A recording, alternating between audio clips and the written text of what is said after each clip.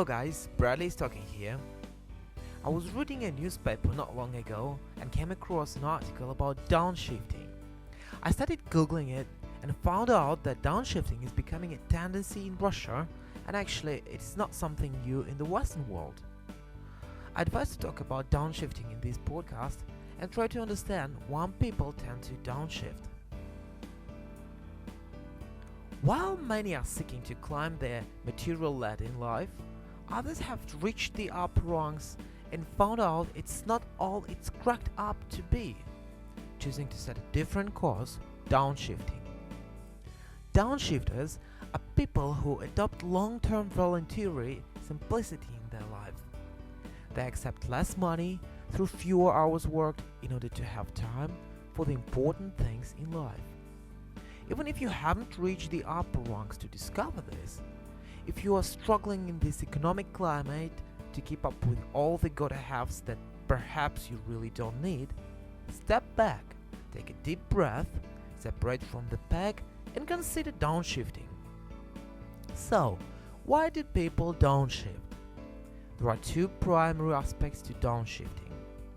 One is about connection to life, family, food, place, and the other is about maintaining a healthy balance in the personal, work, family, spiritual, physical, and social aspects of their life.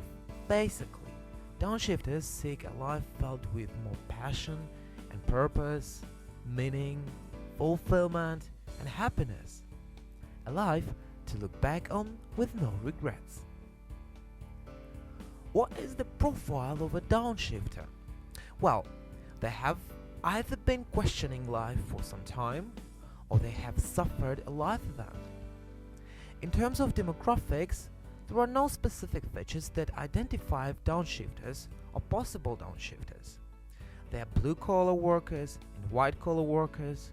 They are most likely in their 30s, 40s, or 50s, although they may be younger or older.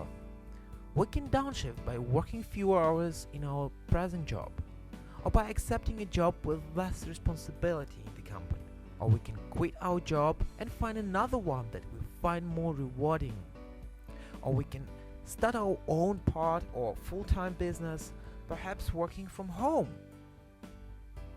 Although we can stay where we are to downshift, even if that is not the suburbs, many people do move to other locations, to the coast, sea change, or to the rural country areas, tree change.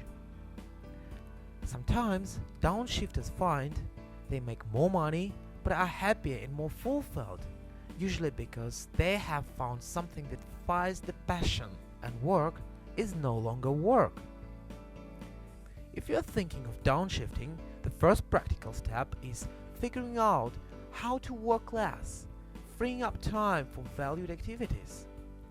When you cut back on expenses, you will find you can live on less income and consequently work fewer hours.